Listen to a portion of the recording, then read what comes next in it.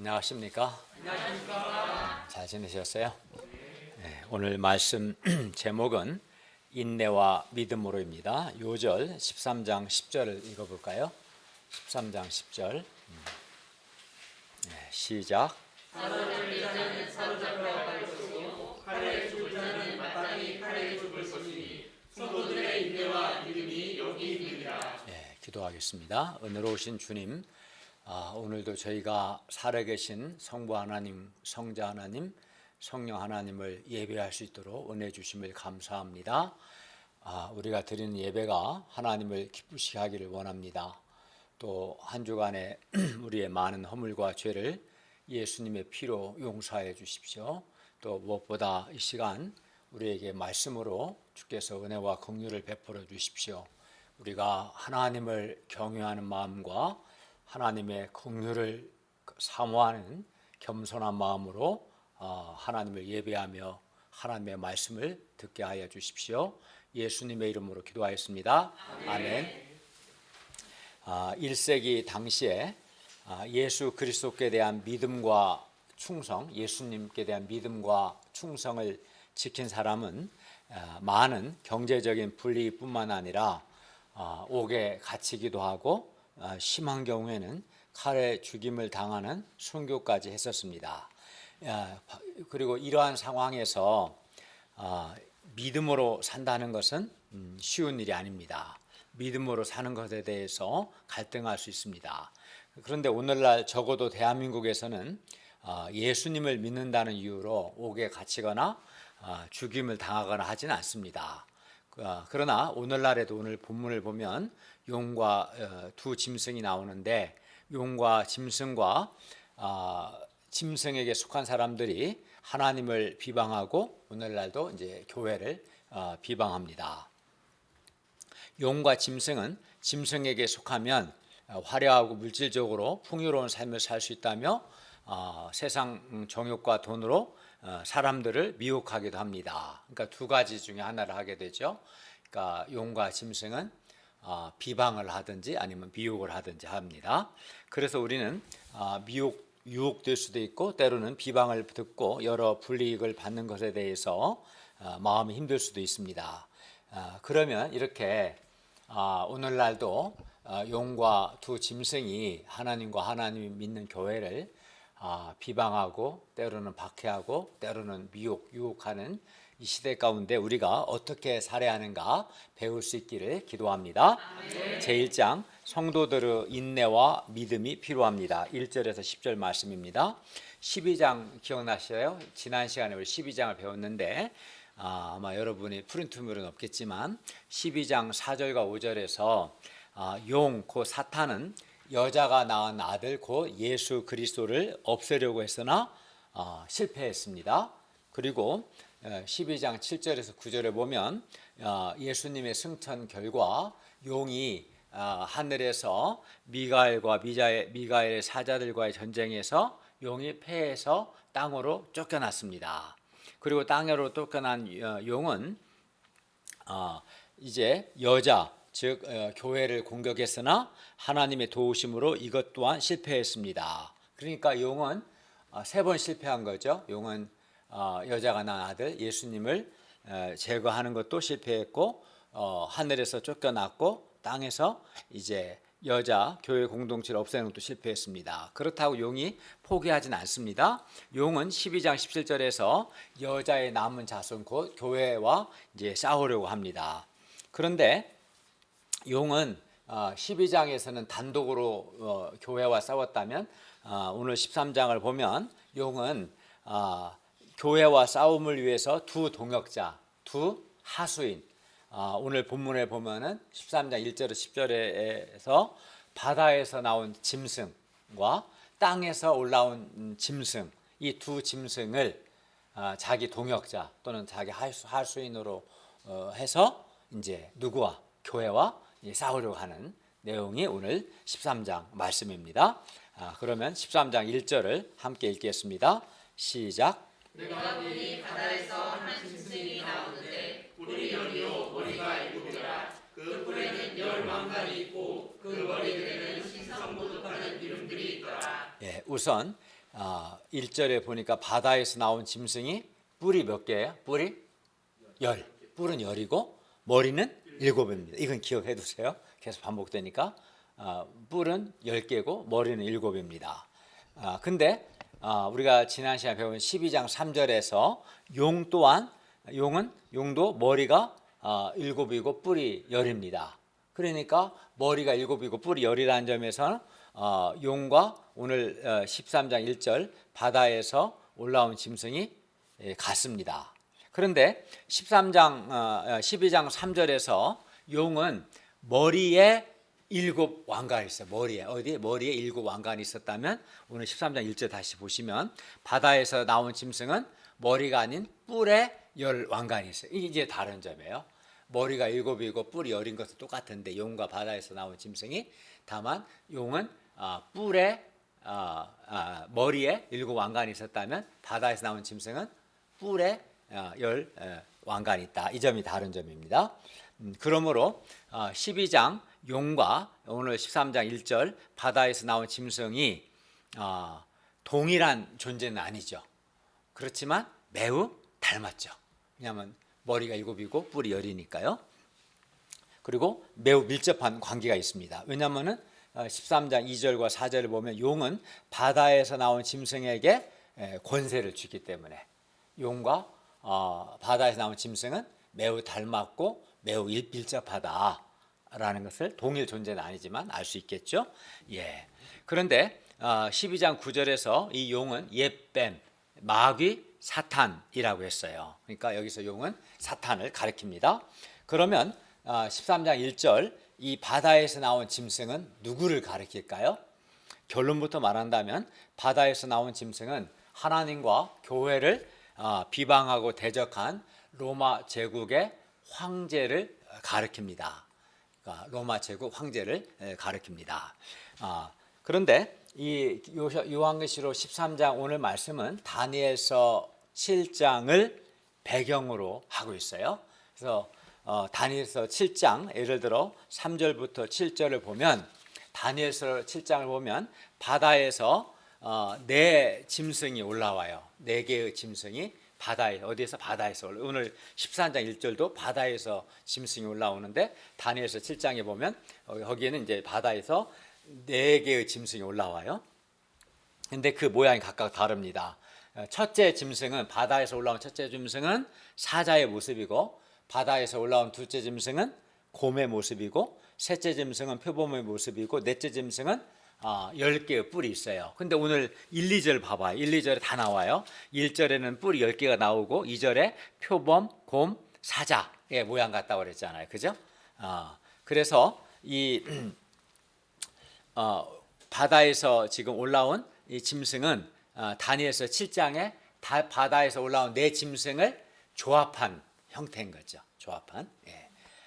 그리고 다니엘서 7장의 네 짐승이 뭐냐? 그러면 네 짐승이 뭐냐에 대해서 다니엘서 7장 17절은 이 네 짐승은 세상에 일어날 네 왕을 가리킨다고 말씀하고 있고 다니엘서 7장 23절은 땅의 네 나라를 가리킨다라고 말해요. 바다에서 올라온 짐승은 내 왕 또는 내 나라를 가리킨다 하고 있어요. 그런데 오늘 13장 18절에서 짐승, 여기서 짐승은 바다에서 올라온 짐승인데 이 짐승의 수는 뭐라고 그랬어요? 13장 7절, 17절에 사람의 수라고 말함으로써 이 짐승은 사람의 수다. 즉 이 짐승은 사람을 가리킨다라고 분명하게 말씀하고 있습니다. 그래서 바다에서 나온 이 짐승은 하나님과 하나님의 교회를 대적하고 비방하는 사람, 그 중에서 왕, 내 왕이니까 왕, 즉 로마 황제를 가리킨다는 것을 알 수 있어요. 그래서 계시록 13장은 다니엘서 7장 말씀을 배경으로 하고 있습니다. 다니엘 7장에 바다에서 올라오는 네 짐승이 나오는데 그 네 짐승을 합친 형태가 오늘 계시록 13장 1절에 바다에서 올라온 짐승입니다. 그러면 2절을 보십시오. 2절을 한번 읽어보겠습니다. 시작. 내가 짐승은 표범과 사자고 그 발은 곰의 발 같고 그 입은 사자의 입 같은데 용이 자기의 능력과 보좌와 큰 권세를 그에게 주었더라. 예, 바다에서 나온 짐승의 모습이 표범과 비슷하고 발은 곰 같고 입은 사자 입 같다는 것은 방금 본 다니엘서 7장 4절부터 7절에서 바다에서 올라온 네 짐승, 그 사자, 곰, 표범, 열뿔을 조합한 형태라는 것을 알 수 있습니다. 그리고 용이 자기 능력과 보좌와 큰 권세를 바다에서 나온 짐승에게 주었다는 것은 바다에서 나온 짐승 배후에 용, 곧 사탄이 존재하고 있다는 것을 의미합니다. 그러므로 바다에서 나온 이 짐승은 한마디로 용이 권세를 주었기 때문에 용의 동역자 또는 용의 하수인, 즉 사탄의 하수인인 걸 알 수 있습니다. 그리고 이는 교회를 핍박하는 로마 제국 황제들의 배후에 용고 사탄이 있음을 알 수 있습니다. 3절을 보십시오. 바다에서 나온 짐승은 죽으시고 부활하신 예수님을 흉내냅니다. 어린 양 예수님께서 죽음에서 부활하셔서 세상 앞에 그의 능력을 보여주신 것처럼 바다에서 나온 짐승도 예수님을 흉내내서 마치 죽었다가 부활한 것처럼 사람들을 속입니다. 그래서 온 땅으로 하여금 자기를 따르게 합니다.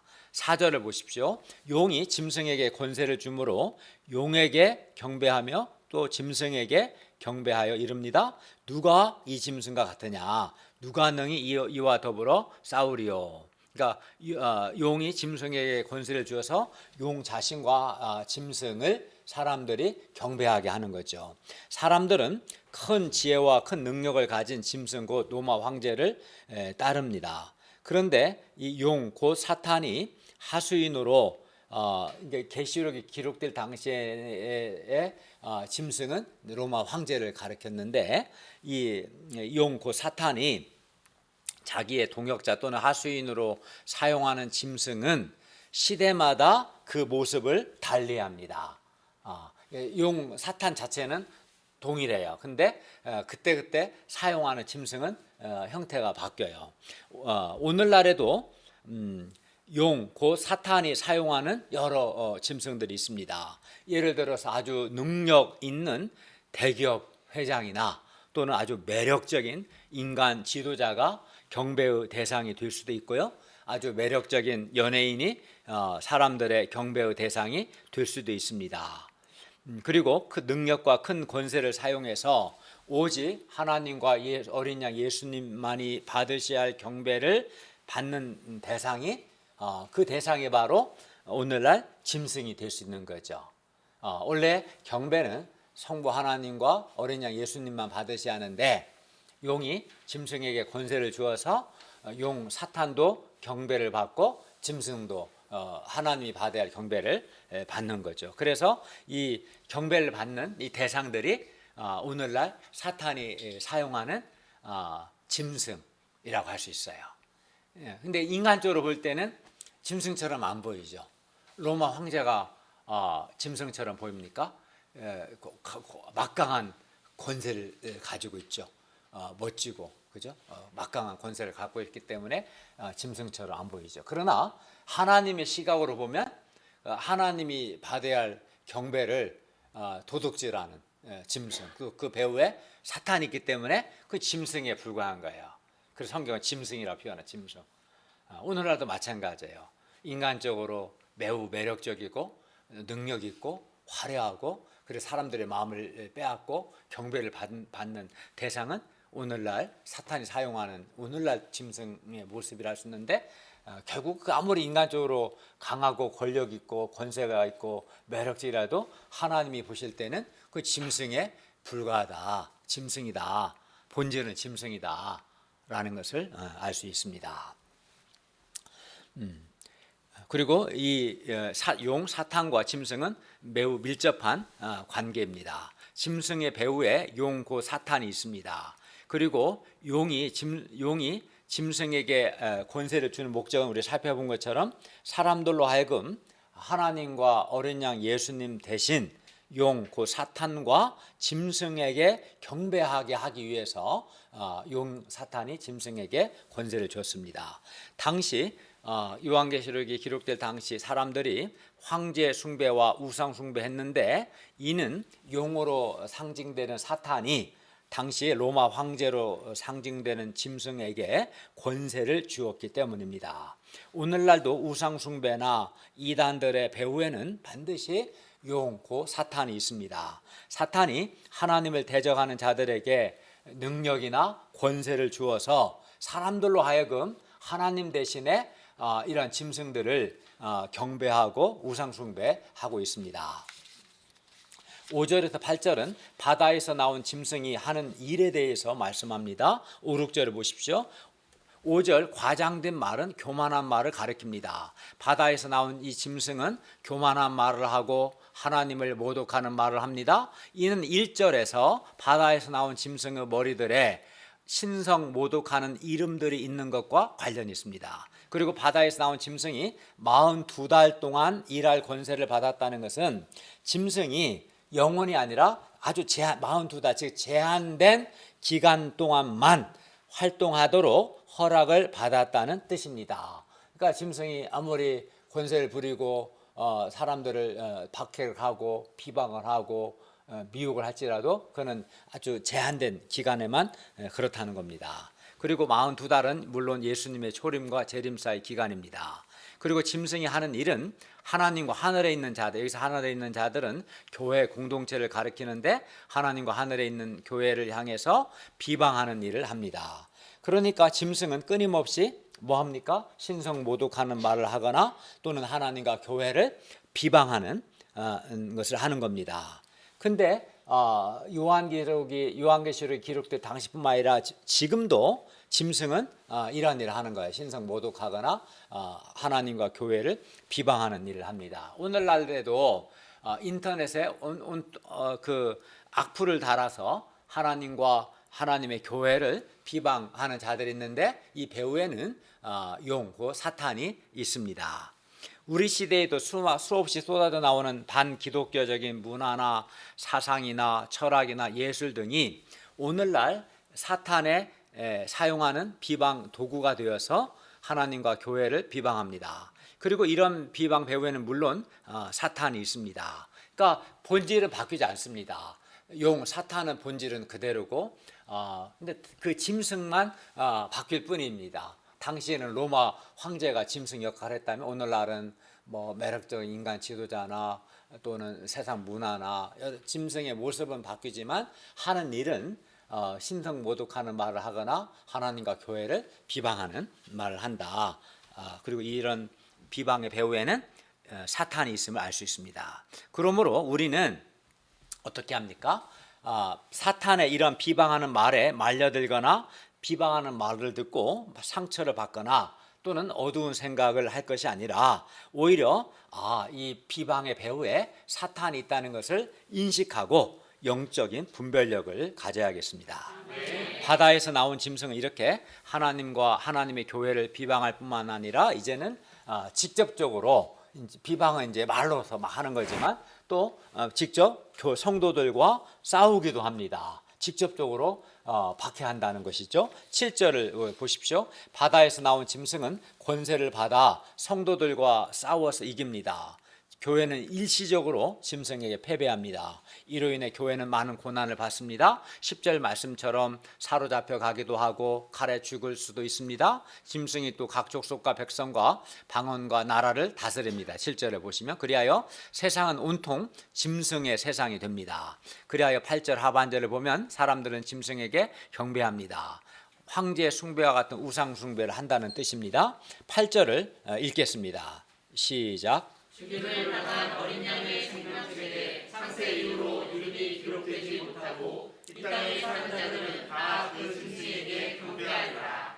여기서도 이 땅에 사는 자들은 땅에 사는 자들은 계시록 14장을 빼고는 요한계시록 전체에서 항상 짐승에 속한 자들 또는 불신자들을 가리키는 표현입니다. 땅에 사는 자들은 14장 외에는 다 짐승에 속한 자들, 불신자를 가리키는 아주 관용적인 표현입니다. 죽임을 당한 어린 양은 예수님을 가리키고요. 우리 죄를 위해 죽임 당하신 예수님을 믿는 사람들은 그 이름이 생명책에 기록됩니다. 반면 생명책에 그 이름이 기록되지 못한 자들 곧 땅에 사는 자들은 다 그 짐승에게 경배합니다. 실제로 당시 예수님을 믿지 않았던 사람들은 짐승으로 상징되는 로마 황제를 경배하거나 우상 숭배한 것, 이것이 바로 땅에 사는 자들이 짐승에게 경배한 것을 표현한 겁니다. 이렇게 짐승이 권세를 받아서 신성 모독을 하고 하나님과 교회를 비방하고, 게다가 일시적이긴 하지만 성도들과 싸워 이기기 때문에 교회는 많은 박해를 받습니다. 10절을 보십시오. 사로잡힐 자는 사로잡혀 갈 것이요 칼에 죽을 자는 마땅히 칼에 죽을 것이니 성도들의 인내와 믿음이 여기 있느니라. 짐승의 박해로 인해서 사로잡혀가는 사람도 있고 칼에 죽는 사람도 나옵니다. 계시록 2장에 나오는 서마나 교회는 짐승에게 경배하지 않은 결과 우리가 살펴본 것처럼 환난과 궁핍, 경제적인 불이익을 받았습니다. 그러니까 당시에는 이제 제가 여러 번 말씀드린 것처럼 소아시아에는 여러 길드, 협동조합들이 있었던 거예요. 뭐 금속, 세공업 협동조합도 있고 여러 가지. 근데 각각의 조합이나 길드에서는 이제 우상 숭배를 하거나 황제 숭배를 합니다. 그리고 그런 조합이나 협동조합에 가입을 해야 경제 활동을 원활히 할 수 있는데, 신자들의 입장에서 하기 힘들죠. 왜냐하면 조합에 가입하면 우상 숭배나 황제 숭배를 해야 하기 때문에 그걸 가입을 안 하면 이제 경제적인 불이익을 받게 되는, 매매를 뒤에 보면 매매를 못하거나 경제적인 불이익을 받는 서마나 교회가 그러했습니다. 이를 통해 볼 때 교회가 용과 짐승을 경배하지 않고 예수님만이 우리의 주님이시다, 예수님만이 우리의 주인이시다, 또 예수님만이 우리의 왕이시다 라고 믿고 오직 예수님께만 경배할 때 교회는 여러 경제적인 불이익이나 때로 비방을 받기도 하고 또는 사로잡혀 가기도 하고 심한 경우에는 죽임을 당할 수 있음을 알 수 있습니다. 한마디로 고난과 불이익과 핍박이 있습니다. 그러면 이때 교회는 어떻게 해야 합니까? 고난받고 불이익을 당하고 박해받는 것이 두려워서 그러면 짐승에게 경배합니까? 우상 숭배해야 할까요? 결코 그렇진 않습니다. 10절 하반절을 보십시오. 신자들에게 인내와 믿음이 필요합니다. 우리가 인내와 믿음이 필요해요. 우리가 왜 그렇습니까? 인내를 해야 믿음을 지킬 수 있죠. 인내하지 않는 사람은 어떻게 믿음을 지키겠습니까? 또 믿음이 있어야 인내할 수 있기 때문에 그렇습니다. 우리가 하나님의 계명과 예수께 대한 믿음을 지키려고 할 때 우리에게 고난이 있죠. 비방도 듣고 경제적인 불이익도 받고 신체적인 위협을 받을 수도 있는 거죠. 짐승에게 경배하지 않을 때, 예수님께 속한 자로서 정체성을 지키려고 할 때, 정체성을 지키며 살 때 우리에게 불이익과 박해가 있어요. 그러니까 신자답게 살고자 하면 반드시 핍박과 박해가 있다고 성경은 말씀합니다. 만약에 여러분의 삶에 핍박과 박해가 없다면 그건 여러분이 신자답게 살지 않기 때문에 그렇습니다. 신자답게 먼저 그의 나라와 그의 의를 구하고 거룩하게 살고 진실하게 살고, 예수님 뭐라고 하셨습니까? 아무든지 나를 따라오려거든 자기를 부인하고 자기 십자가를 지고 나를 따라오라 말씀하셨어요. 예수님 믿고 사는 사람에는 자기 부인이 있고 자기 십자가에 그런 고난이 있는 거죠. 박해도 있고 그게 당연한 거예요. 사실은 그게 없다면 그 사람은 신자의 정체성을 지키지 않는 모양만 신자인 가짜이기 때문에 그렇습니다. 제대로 된 신자라면 당연히 세상과 구별된 삶을 살고 진실한 삶을 살고 자기 부인하고 십자가를 예수님을 따르기 때문에 여러 고난이 있고 불이익이 있고 어려움이 있습니다. 예수님만이 하나님이시며 예수님만이 우리 구원자이심을 믿고 예수님께 정말 예수님께만 충성하고 짐승에게 경배하지 않을 때 우리는 불이익과 박해를 경험할 수 있습니다. 여러분이 불이익과 박해가 없다는 것은 우리의 주님이신 예수님께 충성하지 않기 때문에 그렇습니다. 예수님께 충성하면 반드시 불이익이 있고 미움도 받고 박해를 받는 겁니다. 그러면 우리가 이러한 고난과 박해가 있다고 해서 불이익이 있다고 해서 이런 것들이 두려워서 짐승에게 경배하면 어떻게 됩니까? 짐승 그렇다고 해서 이런 불이익과 고난과 박해가 싫다고 해서 예수님께 충성하지 않고 짐승에게 경배하면 그 사탄과 요한계시록 19장, 20장, 21장을 보면 사탄과 짐승과 짐승에게 속한 자들이 나중에 불과 유황이 타는 불못에 던져져서 영원히 밤낮으로 고통할 때 우리 역시 짐승에게 속한 자도 그때 함께 불못에 던져지게 될 겁니다. 그렇기 때문에 짐승 불과 유황이 타는 불못에 던져질 생각이 아니라면 결코 짐승에게 경배하면 안 되겠죠. 짐승 경배하는 심각한 겁니다. 자신의 영원한 생명을 형벌내 내던지는 거니까요. 그러면 우리는 어떻게 해야 할까요? 그렇기 때문에 우리에게 인내와 믿음이 필요합니다. 비방을 받고 박해를 받고 불이익을 받을 때 우리는 짐승과 타협하거나 짐승에게 굴복하지 않고 불이익도 참아내고 비방도 참아내고 인내해야 합니다.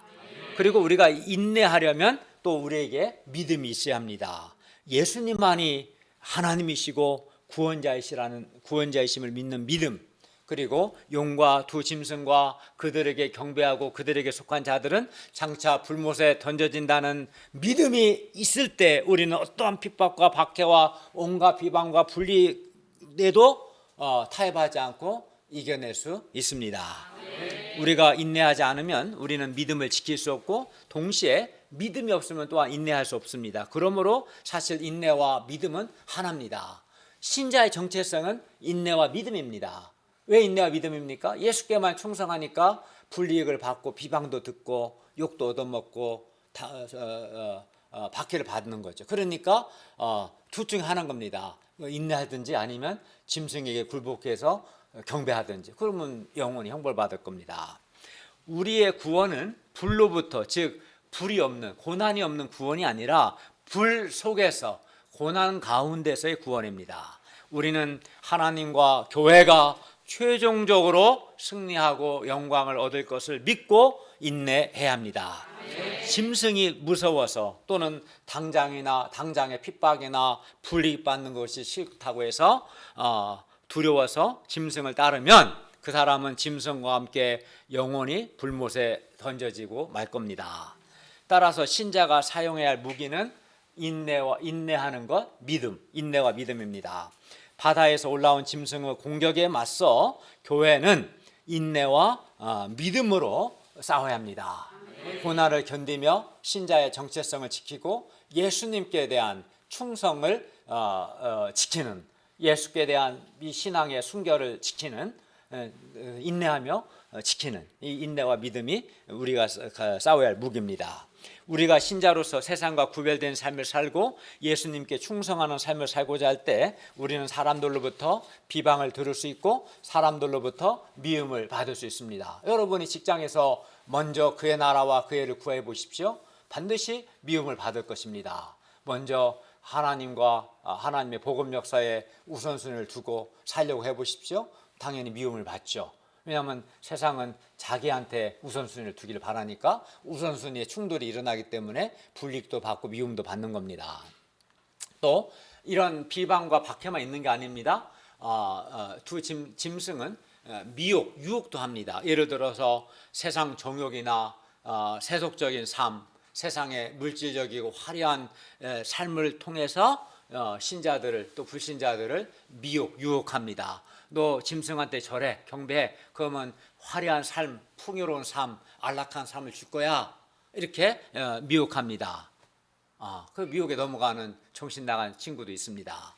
게다가 믿음으로 산다고 애썼는데도 때로는 결과가 좋지 않을 때 믿음으로 사는 것에 대해서 두려움과 회의가 될 수 있습니다. 물론 우리 가운데 많은 분들이 믿음으로 살아서 영육 간에 하나님의 복을 받고 형통한 분들이 참 많습니다. 그러나 우리가 예수님을 배우고 다른 삶을 살다 보면 고난도 있습니다. 고난은 불가피하죠. 또 당장 바로바로 또 결과가 없을 때도 더러 있습니다. 그러나 이때 우리에게 인내와 믿음이 요구됩니다. 이때 우리는 주님을 믿고 끝까지 인내해야 합니다. 짐승과 타협하거나 짐승에게 굴복하지 않아야 합니다. 그건 단순한 문제가 아닙니다. 그러한 자는 용과 짐승과 짐승에 속한 자들이 불과 유황이 타는 불못에 던져질 때 그도 같이 던져져서 세세토록 밤낮으로 영원히 고통하게 될 겁니다. 당시 초대교인은 인내함으로 예수께 대한 믿음을 지켰고 믿음으로 인내했습니다. 그리고 그 결과 교회는 열매를 맺었습니다. 내적 외적으로 인내하고 믿음으로 그 결과 그들의 신앙이 순결해지고 더 순수해지고 더 연단되고 더 강해졌습니다. 또 외적으로도 로마 복음화라는 외적 열매도 있었습니다. 물론 고난과 박해가 두려워서 불이익이 받는 것이 싫어서 또는 세상 정욕과 세상 화려함에 미혹을 받아서 교회를 떠난 자들도 있었지만 남은 자들은 내적으로 더욱 순수해졌고 더욱 강건한 믿음의 사람이 되었고 또 외적으로도 열매를 맺었습니다. 그런데 오늘날도 마찬가지입니다. 우리가 인내하고 믿음을 지킬 때 우리는 내적 외적으로 살아계신 하나님의 도움을 받고 하나님의 은혜를 체험하고 우리의 믿음이 더 순결해지고 순수해지고 강건해지고 또 자라고 또 우리는 하나님이 주시는 여러 믿음의 열매들을 맺게 될 것입니다. 우리가 믿음으로 살고 특별히 사명 감당하는 삶을 살 때 당장 보이는 열매가 없고 때마다 자기를 꺾는 자기 부인이 요구되고 자기 부인이라는 내적인 어려움이 있을 수도 있고요. 또 사람들로부터 오해나 비방을 받거나 불이익을 받는 것 같은 외적인 내적 외적 이런 어려움이 있을 수 있습니다. 그러나 그때 오늘 말씀을 우리가 기억하고 인내와 믿음으로 승리할 수 있기를 바랍니다. 제2장 총명한 자는 그 짐승의 수를 세어보라. 11절에서 18절 말씀입니다. 11절부터 18절은 용의 또 다른 동역자인 땅에서 지금까지 우리는 바다에서 올라온 짐승이었다면 11절부터 18절은 땅에서 올라온 짐승에 관한 이야기입니다. 11절을 보십시오. 땅에서 올라온 짐승이 어린 양같이 두 뿔을 가졌다는 것은 어린 양 예수님처럼 땅에서 올라온 짐승 역시 큰 능력을 가졌다는 뜻입니다. 그리고 땅에서 올라온 짐승이 용처럼 말을 한다는 것은 땅에서 올라온 짐승이 본질적으로 용, 즉 사탄에게 속한 자라는 뜻입니다. 이 점에서는 바다에서 올라온 짐승이나 땅에서 올라온 짐승 둘 다 용, 사탄과 밀접한 관계에 있습니다. 그러면 땅에서 올라온 짐승이 하는 일이 뭡니까? 땅에서 올라온 둘째 짐승, 이게 바다에서 올라온 짐승이 첫째 짐승이라면 땅에서 올라온 짐승은 둘째 짐승인데 이 짐승이 하는 일은 바다에서 나온 그 첫 번째 짐승에게 경배하게 하는 거예요. 사람이 경배하게 하는 겁니다. 12절을 보십시오. 땅에서 올라온 짐승이 먼저 나온 짐승, 즉 바다에서 올라온 짐승의 모든 권세를 그 앞에서 행하고 땅과 땅에 사는 자들을 처음 짐승, 바다에서 나온 그 짐승에게 경배하게 합니다. 둘째 짐승의 사역의 초점은 사람들이 바다에서 나온 첫째 짐승에게 경배하도록 하는 데 있어요. 그러니까 이게 용과 두 짐승 경배가 목적인 거죠. 용이 바다에서 나온 짐승에게 권세를 준 것도 사람들이 용과 바다에서 나온 짐승에게 경배하게 한 것이고 이 땅에서 올라온 이 둘째 짐승 역시 첫 번째 짐승에게 경배하게 하는 거죠. 즉 여기서 짐승에게 경배한다는 것은 황제 숭배를 강요하는 겁니다. 여기 땅에 사는 자들은 13장 8절에 의하면 이미 첫째 짐승에게 경배하도록 되어 있었습니다. 그런데 둘째 짐승이 이 일, 첫째 짐승 경배하는 일을 더욱 촉진시키는 일을 합니다. 촉진시킵니다. 그러므로 땅에서 올라온 이 둘째 짐승은 당시 로마의 황제 숭배를 촉진시키는 이교적 제사장들을 가리킵니다. 왜냐하면 당시 이교적 제사장들이 로마 황제 숭배를 촉진시키는 일을 했기 때문입니다. 그리고 요한계시록 16장 13절과 19장 20절은 땅에서 올라온 이 둘째 짐승을 가리켜서 거짓 선지자라고 부릅니다. 13, 14절을 보십시오. 땅에서 올라온 짐승은 큰 이적을 행하여 심지어 사람들 앞에서 불이 하늘로부터 땅에 내려오게 하고 짐승 앞에서 받은 바 이적을 행함으로 땅에 사는 자들을 미혹하여 땅에 사는 자들에게 이렇게 말합니다. 칼에 상하였다가 살아난 짐승을 위하여 우상을 만들라. 바다에서 나온 첫째 짐승이 성자 예수님을 흉내냈다면 땅에서 올라온 둘째 짐승은 성령 하나님을 흉내냅니다. 물론 용은 성부 하나님을 흉내냅니다. 그래서 이 용과 두 짐승을 가리켜서 아그 삼위일체라고 부릅니다. 그러니까 예수님께서 성부 하나님께 권세를 받은 것처럼 바다에서 나온 첫째 짐승은도 용으로부터 권세를 받았고요. 성령님께서 예수님에게 영광을 돌리는 것처럼 땅에서 올라온 짐승이 그 거짓 선지자가 첫째 짐승 바다에서 나온 짐승에게 영광을 돌리는, 그러니까 삼위 하나님을 흉내내는, 이걸 이제 악의 삼위일체라고 표현합니다. 15절을 보십시오. 땅에서 올라온 짐승은 바다에서 나온 첫째 짐승에게 경배, 곧 황제 숭배를 강요할 뿐만 아니라 짐승 우상에게 경배하지 아니하는 자는 몇이든지 다 죽입니다. 성도들을 박해하고 죽이는 것은 이 첫째 짐승이나 둘째 짐승이나 동일합니다. 16, 17절을 보십시오. 땅에서 올라온 짐승이 모든 자, 곧 작은 자나 큰 자나 부자나 가난한 자나 자유인이나 종들에게 그 오른손에나 이마에 표를 받게 하고 누구든지 이 표를 가진 자 외에는 매매를 못하게 합니다. 여기서 이제 짐승의 표를 받게 했는데, 이 짐승의 표를 받게 한다는 것은 실제로 사람한테 뭐 이마나 오른손에 눈에 보이는 뭐 표를 이렇게 뭘로 찍어놓다 이런 표현이 아니라 계시록은 상징적인 표현이죠. 짐승의 표를 받겠다는 것은 그 사람이 짐승에게 속했다, 짐승에게 경배한다, 짐승에 속했다는 표시입니다. 짐승의 표를 받는다는 것은 짐승의 소유라는 확증입니다. 그리고 이렇게 짐승에게 속한 자는 당연히 짐승에게 속했으니까 짐승에게 경배합니다. 그리고 짐승의 표를 가진 자 외에는 매매를 못했다는 것은 아까 살펴본 것처럼 그런 짐승 경배, 황제 숭배나 우상 숭배를 거부한 자들은 조합에 가입하지 못해서 경상적인 매매 활동, 경제 활동에 제약을 받았다는 뜻입니다. 그리하여 교회는 믿음으로 인해서 경제적인 어려움, 생활의 어려움을 겪게 됩니다. 짐승의 표를 받지 않은 사람들, 즉 짐승에게 속하지 않은 사람들, 짐승에게 경배하지 않는 사람들은 경제적인 불이익을 받습니다. 그리고 여기서 짐승의 표는 17절 하반절 보세요. 뭐라고 돼? 짐승의 표는 짐승의 이름이나 그 이름의 수를 가리킵니다. 18절, 여러분이 여러 번 들었던 666이 나오죠. 18절 다 같이 한번 읽어볼까요? 18절 시작. 지혜가 여기 있으니 투명한 자는 그 짐승의 수를 세어보라. 그것은 사람의 수니 그의 수는 666이라. 예, 여기서 지혜가 여기 있으니는 짐승의 수와 관련하여 지혜와 총명이 요구된다는 뜻입니다. 그리고 이 총명한 자는 짐승의 수를 세어보라는 것은, 짐승의 수를 세어보란 말은 짐승의 이름에 내포된 숫자를 계산해보라는 뜻입니다. 그리고 뭐라고 그랬어요? 18절에 그것은 사람의 수다. 사람의 수라는 말은 여기서 짐승은 사람을 가리킨다는 뜻이에요. 여기 짐승은 로마 황제를 가리키는 표현이겠죠. 그러므로 17, 18절에서 짐승의 표는 짐승의 이름이나 아까 17절 하반절에서 짐승의 이름이나 짐승의 이름의 수를 가리키는데, 그것은 18절에서 그 사람의 수를 가리키고 그 숫자가 뭐라고 그랬어요? 666이라는 뜻인 거죠.